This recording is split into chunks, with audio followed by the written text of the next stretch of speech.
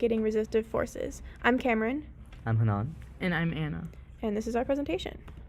Our research question for this lab was, can the beta values of a fluid be determined given the relationship between velocity and time? Our main goal for this experiment was to calculate the beta values of our desired fluids, which were dish soap and corn syrup. We predicted that the ball will reach terminal velocity in the corn syrup faster than in the dish soap, which indicated that corn syrup has a larger beta value. We found the beta value of the dish soap to be 0.96 kilograms over meter seconds and 0.48 for corn syrup. Resistive forces are contact forces between surfaces that oppose surfaces from gliding over or past each other.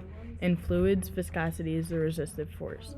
Given the equations, force equals negative 6 pi times r times eta times velocity, and force equals negative beta times r times velocity, we can set the equations equal to each other to solve for beta, since that is what we are interested in.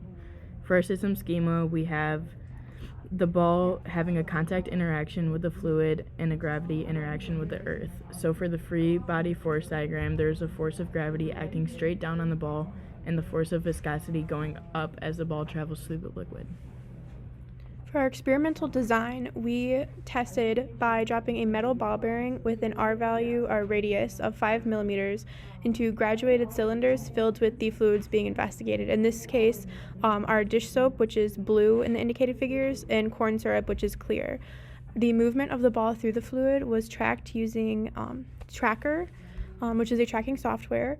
And as you can see in the images, we set up our boundaries and then as well as a calibration stick for distance, and we're able to track the movement of the ball bearing through the fluid for each individual frame. And as you can see with our results, we plotted the value of the velocity in the y direction versus time. Looking at our corn syrup, we can see that it reached terminal velocity quite rapidly, and that ended up being right around negative 0.1 meters per second. Comparatively, our dish soap, you can see we did the same values, but it took much longer for it to reach terminal velocity, balancing out at around 2 seconds into the video. And then as you can see, the value of our terminal velocity for dish soap is right around 0.1 meters per second. So looking at the beta value for the corn syrup, we see a value of 0.48 kilograms over meters times seconds. Comparing that to the dish soap value of 0.96, we see corn syrup reaching a quicker terminal velocity because it has to move through more viscous fluid, meaning that it reaches its greatest velocity, its terminal velocity, quicker than it would in dish soap. In dish soap, the steel ball can move through much quicker, and that therefore it has a higher rate of motion, 0.96 kilograms over meter second, than the corn syrup.